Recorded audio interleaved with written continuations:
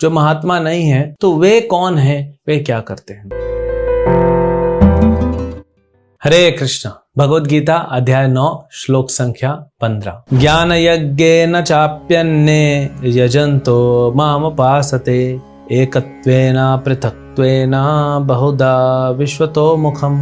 अन्य लोग जो ज्ञान के अनुशीलन द्वारा यज्ञ में लगे रहते हैं, वे भगवान की पूजा उनके अद्वैय रूप में, विविध रूपों में तथा विश्व रूप में करते हैं। तो भगवान ने बताया 13वें नंबर श्लोक में महात्मा कौन होता है, और फिर 14वें नंबर श्लोक में जो हमने देखा अभी पिछला श्लोक, महात्मा करता क्या है। अब भगवान बता रहे हैं कि यहाँ 15 नंबर श्लोक से 19 नंबर श्लोक तक, इन 5 श्लोकों में जो महात्मा नहीं है, अलग अलग भक्त भी होते हैं ना, अलग अलग कैटेगरी में, हर कोई शुद्ध भक्त नहीं बनता है। तो वे कौन है, वे क्या करते हैं। इसमें भगवान बताते हैं ज्ञान, ज्ञानी जो होता है, जो ज्ञान से भगवान को समझना चाह रहा है, अभी शुद्ध भक्त बना नहीं है, लेकिन ज्ञान से कम इतना है कि भगवान को जानना चाहता है, ज्ञान से भगवान की सेवा कर रहा है। ठीक है, कुछ तो कर रहा है। संसार में लोगों को दुख देने से अच्छा तो है किसी प्रकार की भक्ति, किसी स्तर की भक्ति तो कर रहा है। भगवान बोलते अच्छी बात है, जैसे भगवान ने पहले 7वें अध्याय में कहा, चतुर्विधा भजन्ते माम गुणा सुकृतिनो अर्जुना अर्थो अर्थार्थी जिज्ञासु ज्ञानी च भारतर्षभ।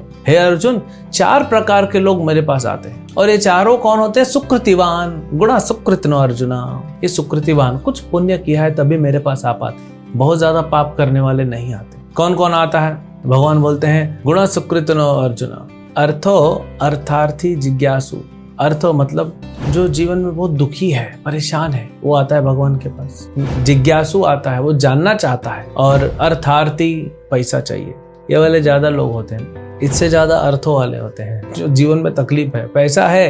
अब लोगों की तकलीफ क्या, अब तो भारत बहुत आगे बढ़ रहा है। 50 साल पहले जैसा देश था अभी तो बहुत आगे बढ़ रहा है, लोगों की इनकम बढ़ गई। अब लोगों की नई तकलीफें चालू हो गई कि पैसा नहीं था तो दुख था, अब पैसा कमा लिया, पैसा होने के बाद भी दुख कम नहीं हो रहा है, क्योंकि पैसे में सुख नहीं है। ये समझ में धीरे धीरे लोगों को आ रहा है, तो लोग भक्ति की तरफ आ रहे हैं। और फिर ज्ञानी, जो ज्ञान से भगवान की पूजा, ये बताते हैं। फिर 3 अलग अलग प्रकार के भक्तों का वर्णन करते हैं। यहाँ पे भगवान बताते हैं एकत्वेन पृथक्त्वेन। एकत्वेन मतलब वे लोग जो कहते हैं कि भगवान और हम एक हैं। हम तो एक नहीं हो सकते ना, भगवान भगवान है, हम हैं, अलग अलग है। ये भगवान ने दूसरे अध्याय के 12वें श्लोक में बता दिया कि अर्जुन, तुम भी हमेशा थे, मैं भी हमेशा था, ये सारे राजा भी हमेशा थे, हम कभी एक थे ही नहीं, तो एक क्यों बनना चाहते, भगवान में लीन क्यों होना चाहते, भगवान की सेवा करो, चेतना में एक हो जाओ।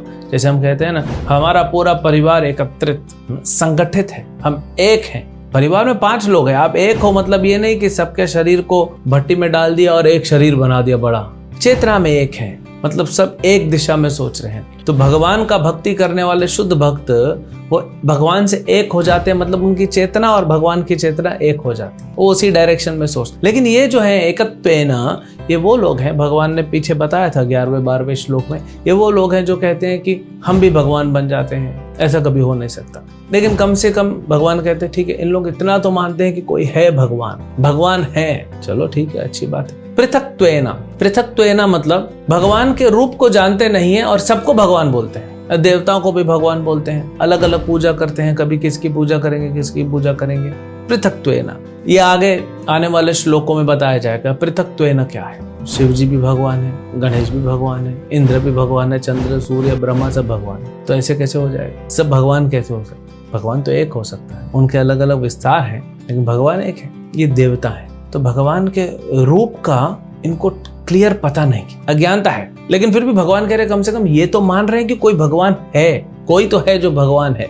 रूप का पता नहीं है, नो प्रॉब्लम, भगवान के भक्त जाएंगे, ऐसे लोगों को प्रचार करेंगे, गीता के बारे में बताएंगे, तब इनको समझ में आ जाएगा। क्योंकि मानते तो हैं भगवान है, लेकिन उनका रूप क्या होता है, भगवान का स्वरूप कैसा है, भगवान कैसे दिखते वो नहीं पता, इसीलिए वो सारे देवताओं को भगवान मान लेते हैं। तो ये पृथक्त्व है ना। अब विश्वतो मुखम भगवान कहते हैं, तो इस श्लोक से लेकर 19 नंबर श्लोक तक विश्वतो मुखम मतलब जो अर्जुन को भगवान दिखाने वाले विश्व रूप, ये उनको भगवान मानते हैं। विश्व रूप क्या है, देखिए ऐसे तो सब कुछ कृष्ण है, ये हमने जो कपड़ा पहना है ये भी कृष्ण है, अब ये जो शरीर है ये भी कृष्ण है, आप जिस मोबाइल में या लैपटॉप में देख रहे हैं वो भी कृष्ण है, सब कृष्ण है, क्योंकि सब कृष्ण का एनर्जी है तो कृष्ण ही है। एक हिसाब से वो कहना गलत नहीं है, लेकिन इसका मतलब ये नहीं है कि मैं ये कपड़ा कहीं रख दूंगा और आरती उतारूंगा कि ये कृष्ण है। नहीं, ऐसा नहीं है। भगवान का अपना दिव्य स्वरूप है, लेकिन क्योंकि हर चीज भगवान पे निर्भर है, हर चीज भगवान से निकली हुई है, इसीलिए वो भगवान का ही है, वो ठीक है। तो अर्जुन को जो भगवान ने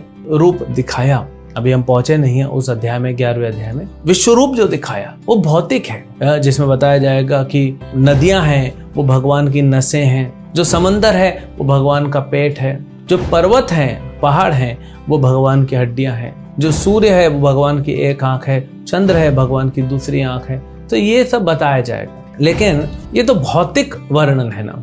तो भगवान कहते कम से कम ठीक है, ये भी मेरे पास आ रहा है, ये भी समझ रहा है कि भगवान है। और बहुत सुंदर श्लोकों में एक हिसाब से देखा जाए तो आगे जो श्लोक भगवान बताने वाले हैं, अगले 3-4 श्लोक, उसमें भगवान ने बताया कि कैसे ये लोग देखते हैं हर जगह भगवान को। तो बहुत अच्छा है, हमारे लिए हेल्प करेगा। जैसे भगवान ने स्वयं 7वें अध्याय में कहा था, रसोहम अप्सु कौन्तेय प्रभास्मि शशि सूर्यो, कि जो सूर्य हैं, जो चंद्र हैं, इनकी जो प्रभा है, इनका जो तेज है, ये मैं हूँ।